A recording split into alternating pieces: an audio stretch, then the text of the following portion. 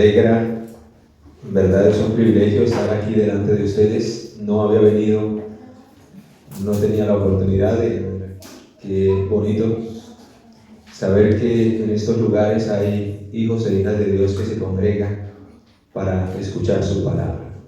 Los meros de los últimos días. ¿Alguien tiene idea qué significa esa palabra meros? ¿Alguna vez han escuchado ese término meros? En esta mañana vamos a meditar por qué posiblemente podamos ser los meros de los últimos días. ¿Saben, hermanos, que esa palabra solo aparece una sola vez en la Biblia? ¿Cuántas? Una sola vez. Pero cuando estudiamos el significado de esa palabra, que tiene que ver con una población, que tiene que ver con un pueblo, con una aldea, y analizamos las características de esta aldea llamada Meros, y podríamos decir, como se le dicen a los amonitas, a los moabitas, podríamos decirle a ellos los meronitas o merositas, podría aplicarse. ¿Qué sucedió con este pueblo, con esta aldea, con esta población? Vamos al libro de Jueces y vean lo que ellos recibieron de parte de Dios. Y hermanos, es necesario porque hoy tristemente estamos viviendo una situación similar dentro de la fila del pueblo de Dios, que ha hecho que hoy el mundo no se decida por Dios. Y la Biblia dice que fuimos rescatados de las tinieblas a su luz admirable para que anunciemos las virtudes de aquel que nos llamó. Vamos al libro de Jueces capítulo 5, donde aparece una vez nada más mencionado esta palabra que se refiere a esta población de habitantes en el tiempo de Débora y de Barak. ¿Quién era Débora y quién era Barak? ¿Alguien recuerda? Eran los jueces que Dios estableció en ese tiempo para su pueblo. Y como juez delegado por Dios, tenían la autoridad de parte de Dios de impartir bendición o maldición en el nombre del Señor. Y vamos a mirar, hermanos, que se le impartió a los de esta población llamada Meros, que quiero traer para el tema central de esta mañana. Jueces capítulo 5 versículo 23, vea lo que dice: maldecid a Meros. ¿Qué acarreó esta población, hermanos? Maldición. Y pongámosle mucha atención, hermanos, porque en los últimos días habrá maldición para un grupo del pueblo de Dios. Al igual que sucedió para Meros, habrá maldición para muchos dentro del pueblo de Dios. Y Dios nos libre de estar dentro de ese montón. La Biblia dice en Apocalipsis capítulo 12 versículo 17 que cuando llegue la ira grande del dragón contra la iglesia, contra la mujer, solo quedará un remanente, un residuo. Y hermanos, ¿saben qué significa eso? Que el resto recibirá no la bendición y la aprobación de Dios, sino recibirá la maldición de Dios. ¿Y quieren saber por qué? Porque, hermanos, al estudiar la historia de esta población de los habitantes de Meros, les va a suceder lo mismo que le sucederá al pueblo de Dios que llegue a la apostasía en los últimos días. Dice el versículo 23: maldecida Meros, dijo el ángel de Jehová. ¿Quién es el ángel de Jehová? Cristo Jesús. ¿Quién es el que imparte maldición a este grupo de personas? Cristo Jesús, el ángel de Jehová. ¿Quién es el que va a levantarse de parte de su pueblo para bendecir a su pueblo? ¿Y quiénes son los que van a ser dejados en las tinieblas a merced de Satanás? Miguel. ¿Recuerdan lo que dice Daniel capítulo 12, versículo 1? En aquel tiempo se levantará Miguel, que está de parte de los hijos de tu ¿qué? De tu pueblo, y será tiempo de gran angustia, cual nunca ha habido sobre la tierra, y a los únicos que el Señor librará es a quién, a los que tienen sus nombres escritos en el libro, y sabemos que es el libro de ¿qué? El libro de la vida. Pero aquí vemos, hermanos, que habrá maldición, queridos, entonces para los que no tengan sus nombres escritos en el libro de la vida. Como lo que sucedió para este grupo de seres humanos, de personas. Maldecid a Meroz, dijo el ángel, maldecid severamente a sus moradores. ¿Qué harían, hermanos, que atrajo la maldición de Dios? ¿No les causa curiosidad saber qué harían? Pues, hermano, vuelvo a repetir, esto es paralelo, esto es simbólico, esto es profético. Lo mismo sucederá con el pueblo de los últimos días que apostate de la fe.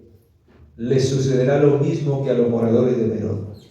No solamente recibirán la maldición, la desaprobación del ángel de Jehová, de Cristo, de Miguel, no solamente no serán protegidos de los ataques del diablo, sino que finalmente perderán la salvación y la vida eterna.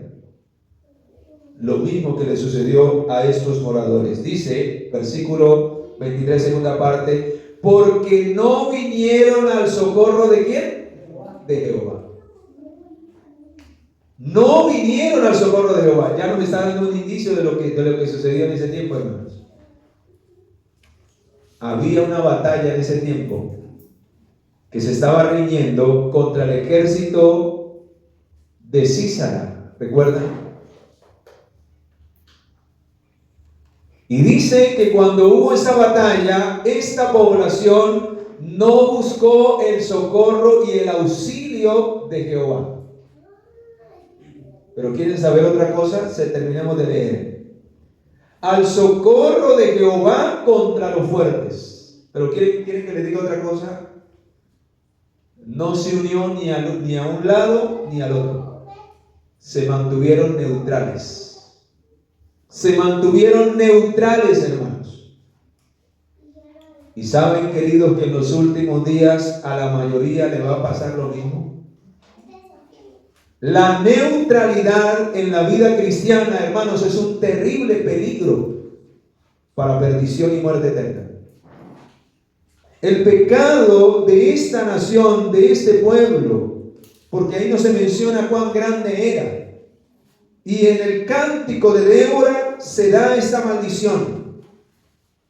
El motivo de la maldición fue que los habitantes de Meroz se negaron a acudir en ayuda de los israelitas, liderados por Barak, en la batalla contra el ejército cananeo del general Sísara. Se mantuvieron en la neutralidad. Y hermanos, vivir una vida neutra, vivir una vida media, vivir una vida de tibieza, ¿qué es la tibieza? Es algo que ni es frío, ni es ¿qué? Ni es caliente. Ahora sí entienden por qué Meroz se identifica con el pueblo de Dios de los últimos días, porque precisamente el mensaje a la iglesia de la Odisea es un mensaje para salir de la neutralidad, de la frialdad, o pasar a lo caliente. Por eso el Señor dice, os prefiero que seas ¿qué? Frío, que pases a la frialdad, o que seas ¿qué? Caliente, pero no tibio, hermanos, porque volvemos a lo que decíamos en la escuela sabática. Hermanos, el estado de neutralidad es el peor estado de los tres. ¿Saben por qué?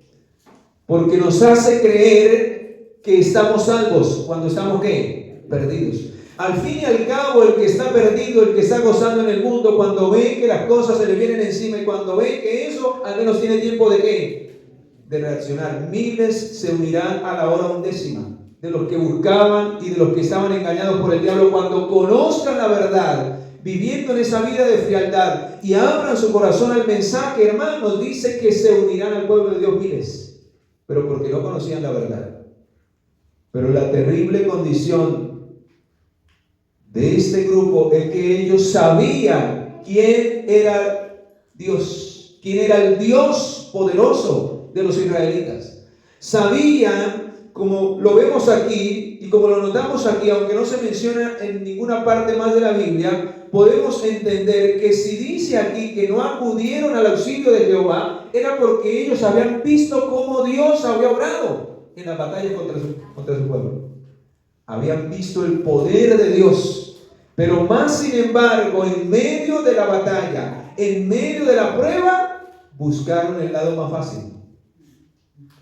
Y hermanos, saben que al pueblo remanente que quede, no buscará el lado más fácil. Si es necesario morir o ser perseguidos por permanecer fieles a Dios, por obedecer a Dios por encima de los hombres, hermanos, buscaremos a Dios con todo lo que con ello venga en consecuencia. Ese es el pueblo de Dios de los últimos días. Pero estos hombres, estos habitantes, aunque sabían y reconocían que había un Dios que los podía proteger, que había un Dios poderoso, hermanos, decidieron permanecer en la neutralidad. ¿Cuántos conocen a Dios? Pero tristemente lo conocen solo de palabra, de teoría. Hermanos, ¿saben por qué ellos no fueron movidos a confiar en Dios? Porque solo habían oído hablar de Dios. Habían visto la maravilla de Dios, pero no tenían una relación ¿con quién? Con Dios. Usted puede leer en la Biblia, hermanos, las cosas maravillosas que Dios, y usted hasta se puede asombrar cómo Dios abrió el mar, cómo resucitó a Lázaro, cómo levantó muertos, cómo sanó enfermos. Y podemos ver y gozarnos de las maravillas, hermanos, pero si no tenemos una conexión, una comunión, una entrega, una relación con ese Dios, cuando venga el tiempo de la prueba no nos va a servir la teoría. Porque necesitamos una experiencia práctica con ese Dios. Hermanos, ¿usted puede percibir diariamente las cosas que Dios hace en su vida? ¿Usted puede notar cuántas veces Dios lo ha librado de la muerte? ¿Lo ha cuidado?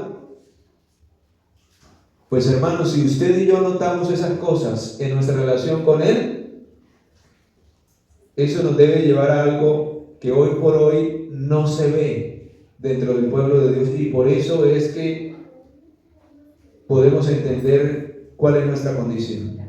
¿Saben por qué yo sirvo a Dios de la manera en que yo lo hago, aunque me gustaría hacer mucho más? Porque hermano, yo estoy muy agradecido con Dios. Lo que soy, no tengo dinero, no tengo fama, pero lo que soy humanamente, hermanos, yo soy rico delante de Dios. Amén. Porque las riquezas no se miden por lo material. El único material que tengo es por ahí la moto, que Dios me la dio para servir. A predicar el evangelio donde Él me lleve es por fe. Porque he entendido a través de su palabra, hermanos, que mi único refugio, mi única fortaleza debe ser Dios en medio de cada circunstancia de la vida. Debo aprender a vivir por fe en Dios, o finalmente dependeré de los hombres. La Biblia dice que en los últimos días el justo por la fe, ¿qué le faltó a esta población de los merositas? ¿Qué le faltó? Fe en Dios, fe verdadera, hermanos. Ellos tenían una fe muerta. Creían en un Dios que no habían experimentado, que no conocían por experiencia, porque no habían pasado tiempo con Dios. Y por eso en el tiempo de la prueba, su fe se desvaneció. Y hermanos, saben que para los últimos días, a miles que un día se llamaron adventistas del séptimo día, les pasará lo mismo. Su fe no les va a alcanzar. Así como en la parábola de las vírgenes, el aceite se les acabará. porque no vivieron una experiencia profunda con la obra del Espíritu Santo, y su fe escaseará en medio de la prueba y se rendirán al lado más fácil. El pecado de Meroz no fue unirse al enemigo, sino la indiferencia y la omisión al deber. ¿Qué debían de haber hecho ellos? Unirse al pueblo de Dios, pelear con el pueblo de Dios, porque si hubieran entendido que Dios les daba la victoria, hermanos, estarían seguros. El solo hecho de estar aquí sentados, hermanos, sin unirnos para la batalla, en el servicio de Dios, hermanos, cada día tenemos una guerra espiritual. Y si nosotros no estamos peleando la buena batalla de la fe, solo estamos indiferentes aquí sentados sin hacer nada, estamos igual que este pueblo de Meroz, esperando ser rescatados en la neutralidad, en la tibieza, pero no involucrados en esta guerra espiritual en la cual miles de almas, hermanos, están muriendo en el pecado. Y necesita el Señor un ejército que se levante, que se una con el pueblo de Dios, con los verdaderos hijos de Dios. Que si usted hoy no está sirviendo a Dios, que se levante y se una con aquellos que están en la línea de guerra y de batalla. Porque el estar sentados en ociosidad es un estado de neutralidad. Cuando yo no me involucro en la obra de Dios, cuando yo no sirvo a Dios, significa que no tengo una experiencia con Dios.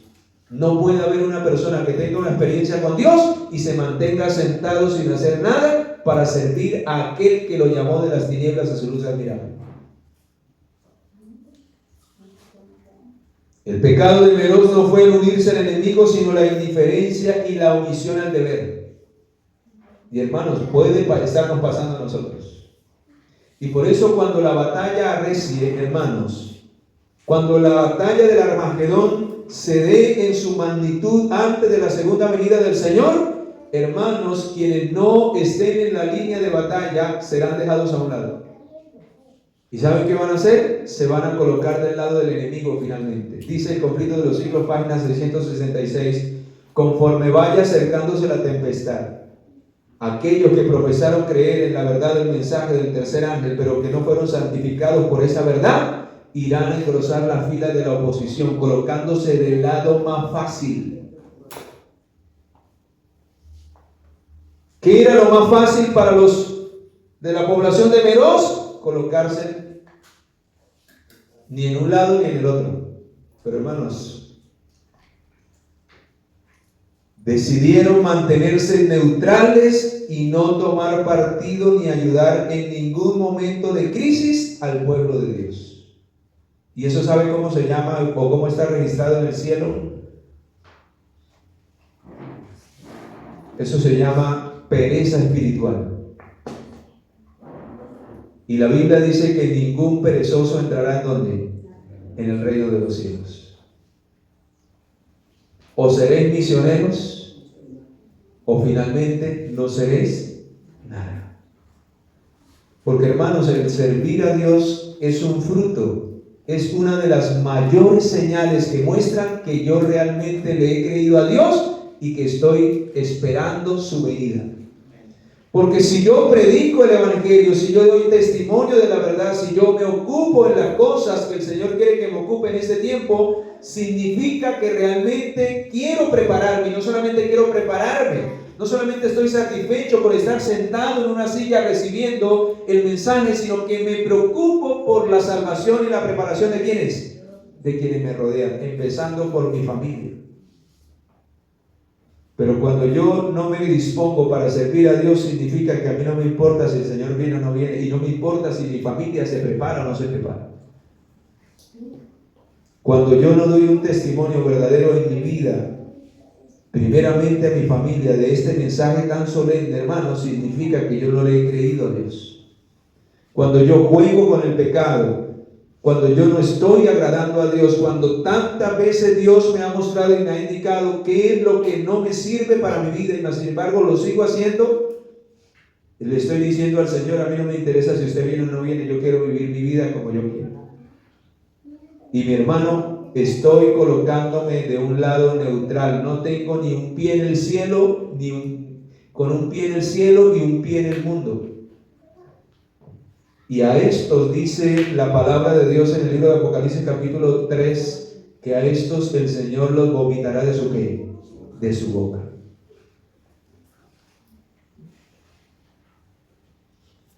Quiero compartir este párrafo de la pluma inspirada que tiene que ver con esto que estamos hablando. Está en el libro Hechos de los Apóstoles, página 90.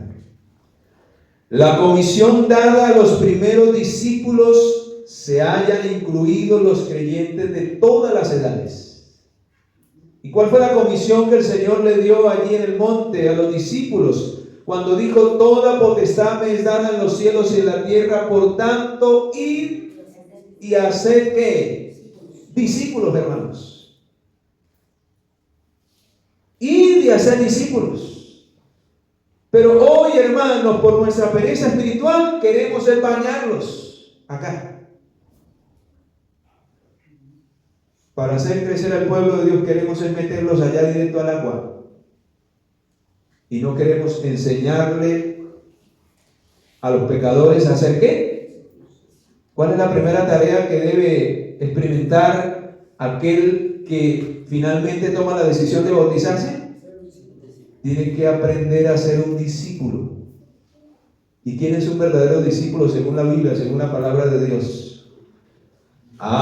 Dice en el libro de Mateo, búscalo, Mateo 16:24. Ahí nos enseña quiénes son los verdaderos discípulos. Mateo 16:24, ¿qué dice?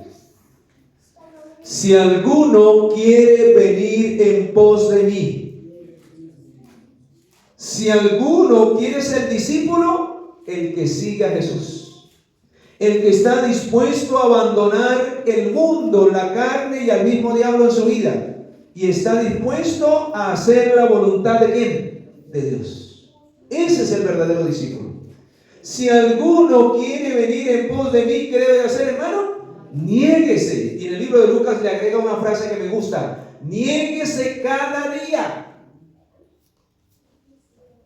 ¿Por qué, hermanos, estamos llenando la iglesia de personas que se niegan por ahí los sábados un ratico, una mañana? Y en la tarde nos acostamos a dormir, nos ponemos a ver televisión, a hablar nuestras propias palabras y se acabó el discipulado allí. Niéguese a sí mismo y tome su cruz cada día. ¿Y saben qué significa tomar la cruz, hermanos? Estar dispuesto a servir a Dios como Él lo mande, como Él lo pida. ¿Qué significó para la cruz Cristo? ¿Qué significó? Dice Filipenses 2:6, el cual siendo en forma de Dios no escatimó el ser igual a Dios, sino que se despojó. ¿Qué le implicó a Jesús vivir el Calvario y tomar la cruz? Hermano, entregarlo todo a la voluntad de su Padre Celestial, el cual no escatimó el ser igual a Dios como cosa que aferrarse, sino que se despojó de sí mismo, tomando forma de ¿qué, hermanos? Entonces, ¿quién es el verdadero discípulo, hermanos? El que se coloca en disposición de siervo de Dios, porque está dispuesto a abandonar el mundo, la carne y el diablo. Hermanos, qué triste que hoy se están bautizando personas que no quieren abandonar el mundo. Y la pluma inspirada dice que aquel que no está dispuesto a morir nunca resucitará en el bautismo. Porque para que alguien resucite debe ¿qué? Estar dispuesto a morir. ¿Cómo es que la semilla que ustedes siembran en el campo germina y da vida? ¿Cuándo qué? Cuando la semilla cae en tierra y muere. Hermano, esa es la misma experiencia del cristiano. Por eso el Señor nos invita a hacer la tarea como Él nos la pide, para que los resultados sean y la cosecha sea como Él la requiere. Por eso, hermanos, pocos están dispuestos a servir a Dios, porque sirven todavía al mundo, no se han negado, no han muerto al mundo. No hay tiempo para Dios. ¿Y saben qué es lo más triste de todo eso, hermanos? Que no solamente mi influencia me afecta a mí para la eternidad, sino que destruye la fe de mi familia.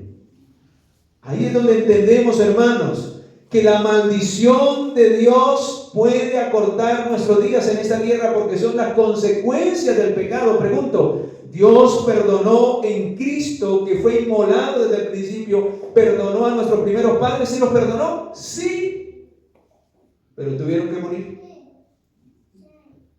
Tuvieron que morir, tuvieron que sufrir las consecuencias. Pregunto, ¿para qué Dios los había creado? ¿Para vivir qué? Eternamente. Él los perdonó, pero las consecuencias tuvieron que acarrearlas, hermanos.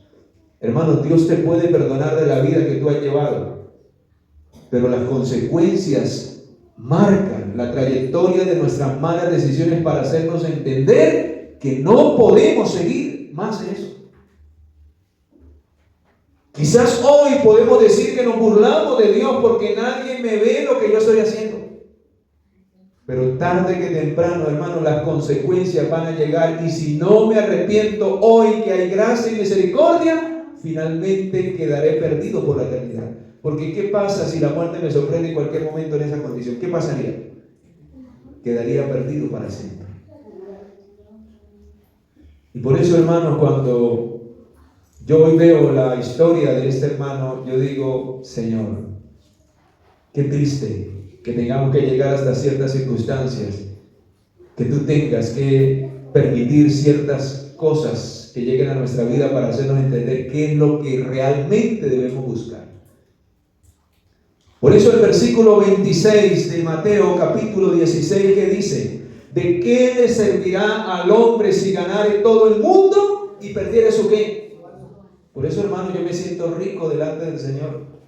Estoy dedicando mi mayor tiempo, los días de mi vigor, porque me siento joven, me siento vigoroso. Y estoy dedicando este tiempo, mi mejor tiempo, hermanos, para servir a Dios. Y estoy haciendo tesoros en el cielo, que es lo más extraordinario.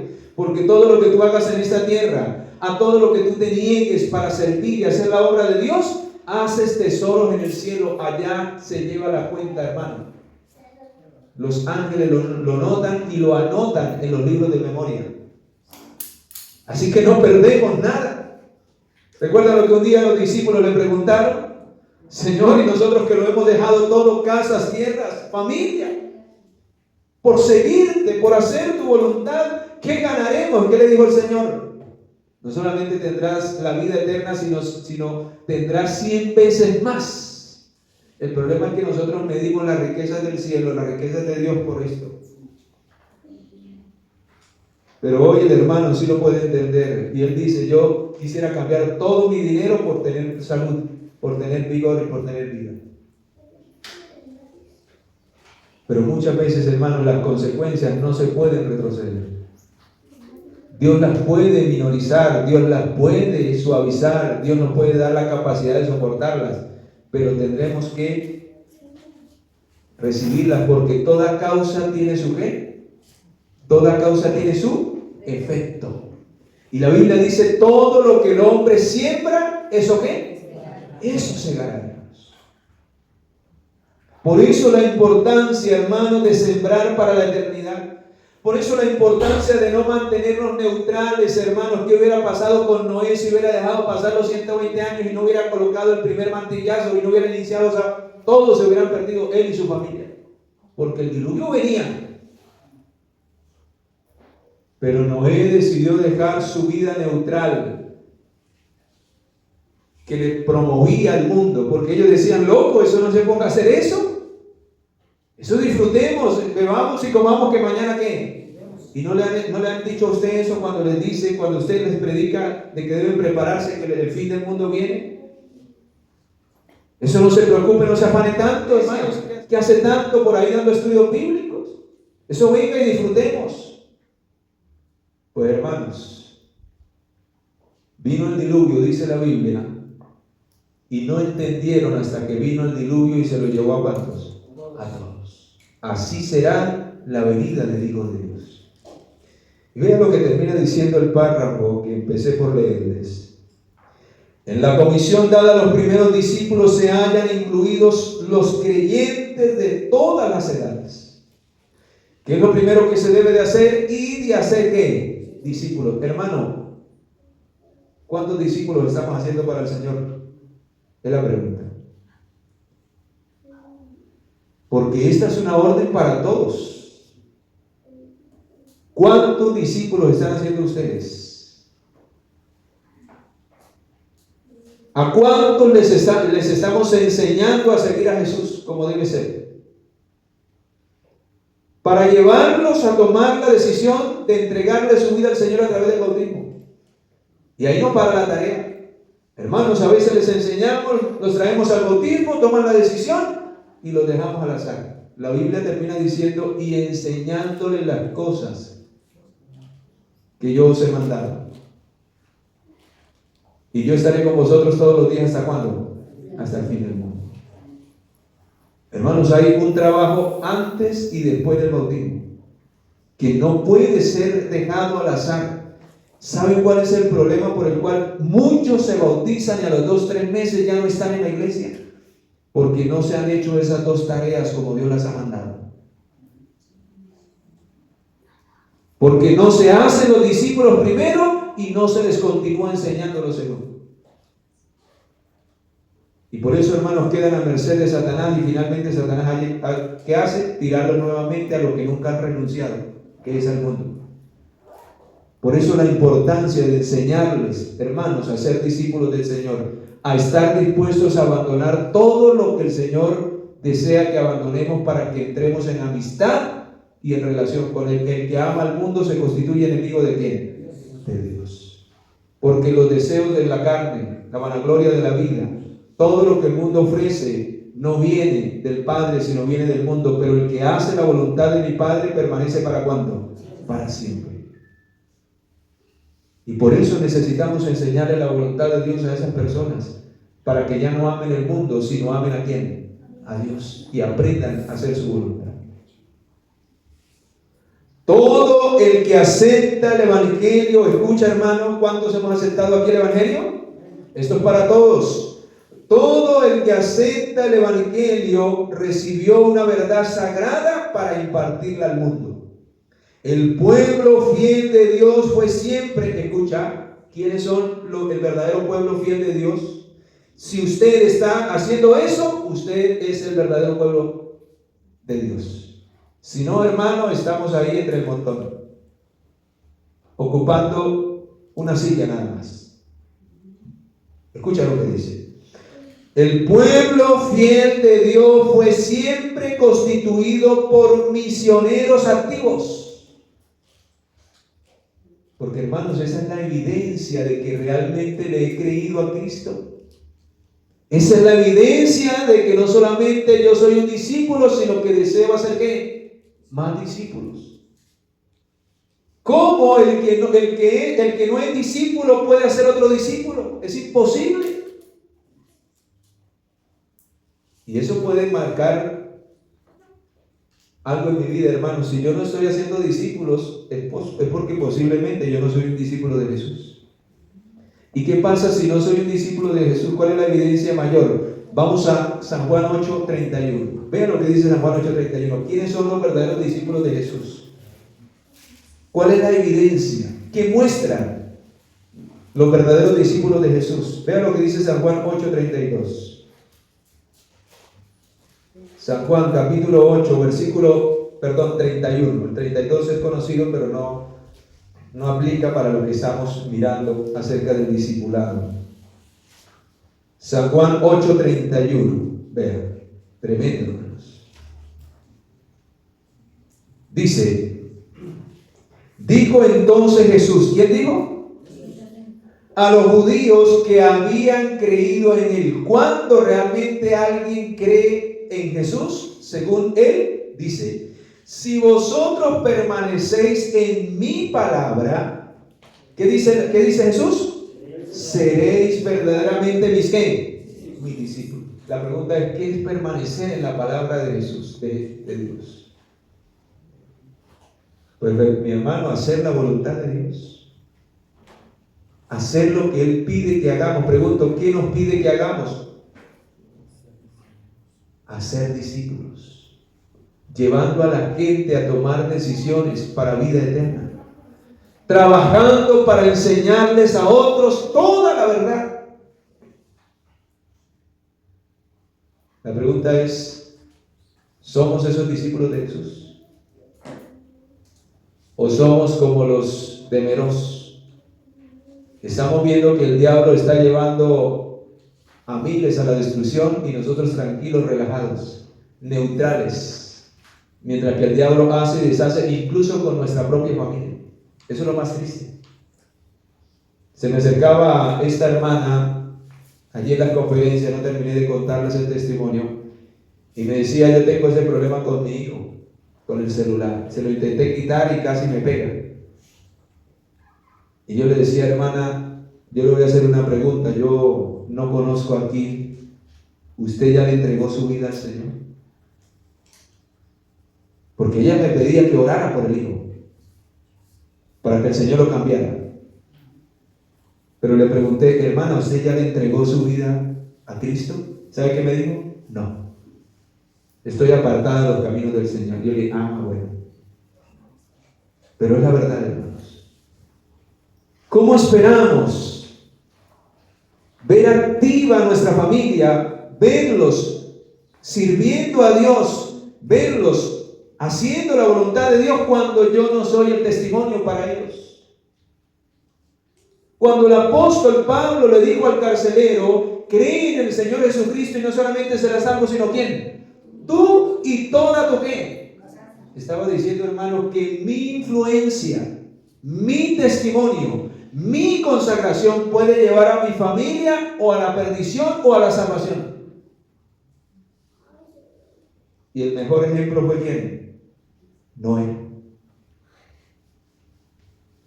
Si Noé no hubiera tomado firme la advertencia de Dios, hermano, olvídese que su familia hubiera entrado al arca, ni hubiera habido arca y todos se hubieran. ¿Sabe a quién si no le pasó lo mismo? Cuando usted estudia la historia de Lot, casi la familia se le pierde toda. Solo sus 2 hijas quedaron con él. Su esposa se perdió y las hijas que ya habían salido del hogar se perdieron junto con sus yernos. ¿Y saben qué dice la inspiración divina? Léanlo, en Patriarcas y Profetas. Fue porque Lot dudó a la palabra de Dios, se mantuvo neutral, porque sus hijas decían: no, papá, si aquí lo tenemos todo, ¿qué nos vamos a ir? Se mantuvo neutral, creyendo por un lado a sus hijas, a sus familiares, y por otro lado a Dios, y no se movía de ahí. Hermanos, la neutralidad es tan peligrosa que nos hace mantenernos en un lugar, en un estado de frialdad, creyendo que estamos calientes, y por eso somos tibios, creyendo que aún así Dios nos puede salvar. Y por poco hasta el mismo Lot se pierde. Si los ángeles no lo vienen y lo sacan, se hubiera perdido. Tremendo, hermanos. El pueblo fiel de Dios fue siempre constituido por misioneros activos que consagraban sus recursos al honor de su nombre y usaban sabiamente sus talentos en el servicio de Dios. Los que no tenían recursos tenían ¿qué? Talentos y capacidades, tenían vida, salud, y lo ofrendaban para servir a su Señor. Si no, estudies la historia de los valdenses, hermanos. Dice que ellos, la mayor preocupación en medio de las montañas era preparar a esos niños para ser misioneros, enseñándoles de memoria las escrituras. Pero hermanos, eso hoy a los padres no les importa.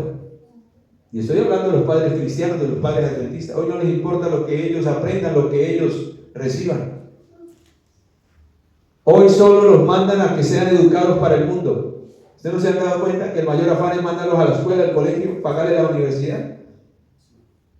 Pero levantarse a educarlos para ser misioneros, para que aprendan las escrituras, para que aprendan a temer a Dios, que es lo más importante, no hay tiempo. No hay tiempo, hermanos.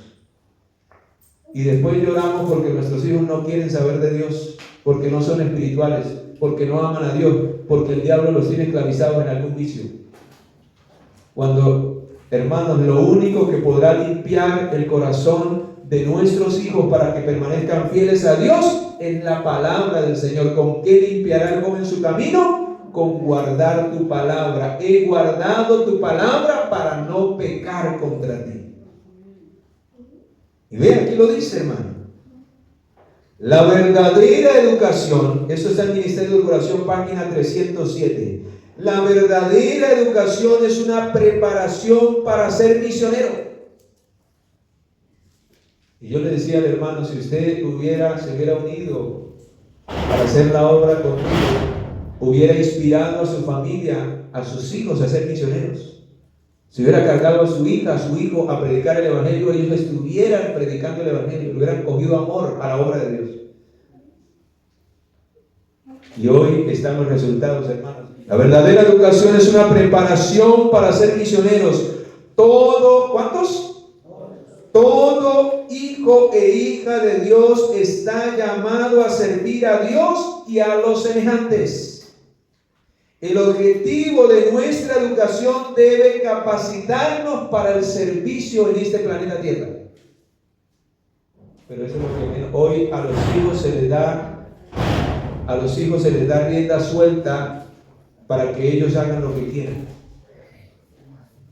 Y no los enseñamos a servir, hermanos. No los enseñamos a ser abnegados, a compartir, a ser dadivosos. Eso es servicio.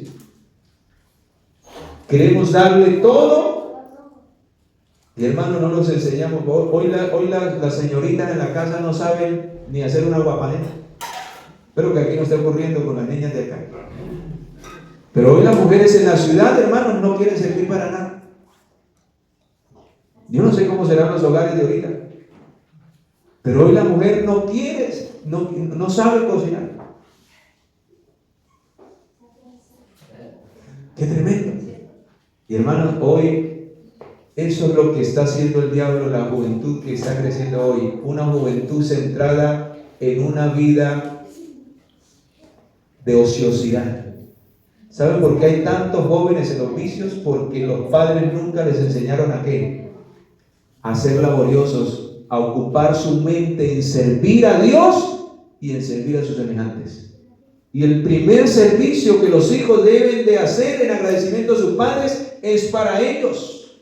Honrar a sus padres sirviéndoles, ayudándoles en las cosas del hogar. Ay, no, la niña está muy chiquitica, el niño está muy pequeñito. ¿Cómo para otras cosas sí tiene mente y sí tiene fuerzas? Y hermanos, ustedes como padres están alcahueteando y destruyendo el carácter de sus hijos y los están haciendo instrumentos del diablo. ¿Saben por qué fueron destruidas las ciudades de Sodoma y Gomorra? Por abundancia de pan, por orgullo y por ociosidad. Una mente desocupada está allá de ¿quién? Está allá del diablo. Por eso, hermano, termino diciendo, si usted no se coloca del lado del Señor para servirle en esta batalla contra el mal, el diablo no solamente lo va a ocupar a usted, sino también a su familia, lo va a ocupar para la perdición y para la apostasía final. Y recibiremos la maldición de Meroz. El ángel de Jehová se apartará de nuestras familias y quedaremos a merced del enemigo. Así quedará este mundo. Por eso quiero ir a esta última cita, que fue la lectura bíblica de Mateo 24, para hacer un llamado en esta hora en el nombre del Señor. Mateo 24. Hermanos, esto empieza desde casa.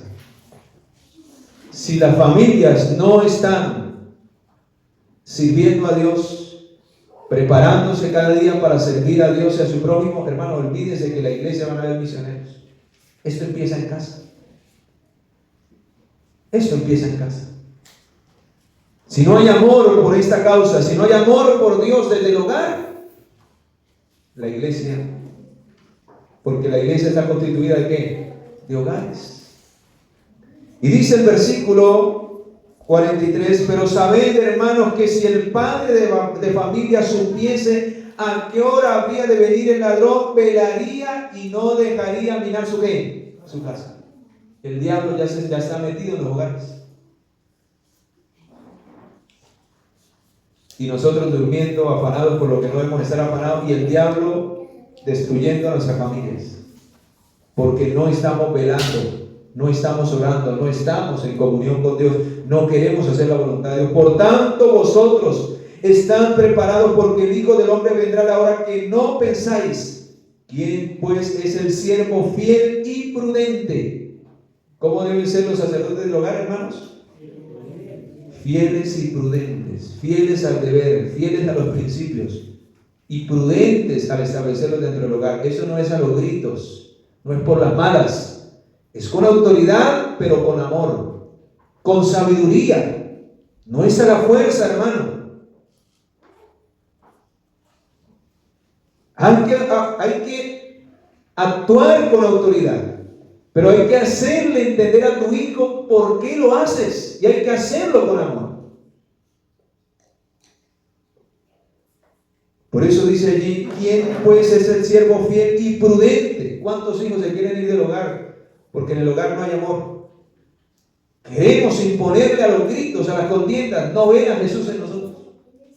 Jesús les hablaba, dice la Biblia, que Jesús le hablaba a su pueblo como quien tiene autoridad. Pero también dice que quien estaba al lado de Jesús no quería irse. Porque aunque condenaba el pecado, aunque condenaba la circunstancia, condenaba lo que hacía el pecador, lo amaba para restaurarlo. Y le decía, levántate y no peques más para que no te venga algo peor. Hermanos, el pecado hay que reprenderlo en el hogar. No podemos pasar por alto nada. Hay que hacerlo con autoridad. Pero hermanos, que nuestro semblante sea el de Jesús. Que la manera en que corregimos a nuestros hijos y a nuestra familia, que le hablamos a nuestro esposo, a nuestra esposa, ellos puedan ver a Cristo. Ellos puedan ver que realmente le decimos lo que le decimos y hacemos lo que hacemos porque los amamos y queremos lo mejor para ellos. Pero si ellos nos ven endemoniados, ese mismo espíritu se les prende y por eso no quieren, se vuelven más rebeldes. Haya en vosotros el mismo sentir. Bienaventurado aquel siervo, cuando el Señor venga, lo halle haciendo así, hermanos. Se me mostró que como pueblo de Dios somos deficientes. Nuestras obras no están de acuerdo con nuestra fe. Nuestra fe testifica que vivimos bajo la proclamación de los mensajes más solemnes e importantes que hayan sido jamás dados a los mortales. Sin embargo, a la plena vista de los hechos, nuestros esfuerzos, nuestro celo, nuestro espíritu de abnegación no guarda paso con el carácter de la obra. Debemos despertar entre los muertos y Cristo nos dará vida. Y entonces estaremos, hermanos, capacitados para iluminar este mundo con la gloria de Dios. Amén. Hermanos queridos, el Señor ha hablado en esta mañana. ¿Cuántos estaremos dispuestos a nacer como verdaderos misioneros para el reino de Dios? No podemos tomar el lugar que tomaron los temerosos. No podemos decir que somos cristianos mientras no hacemos nada para nuestra propia salvación y la de nuestra familia y la del mundo que necesitan. ¿Cuántas personas están allá afuera esperando que alguien les hable y les dé a conocer lo que nosotros sabemos, hermano? ¿Cuántos anhelan hoy? Y nosotros durmiendo los sábados en la tarde. Y entre semana, cuando tenemos tiempo, perdiéndolo en cosas que no deben ser servir, cuando podríamos estar visitando al menos al hermano que vemos que está desanimado para que al menos no le salga. Hermanos, tenemos una solemne responsabilidad delante del cielo, ¿sí o no? Somos responsables, no solamente por nuestras almas, sino la de quienes hemos traído al redil. Que Dios nos bendiga, que Dios nos ayude, que Dios nos dé su espíritu para que podamos ser usados poderosamente en esta última hora y podamos recibir no la maldición de Dios, sino su bendición sobre nuestra vida y sobre nuestros hogares. Alabado sea el Señor. Amén.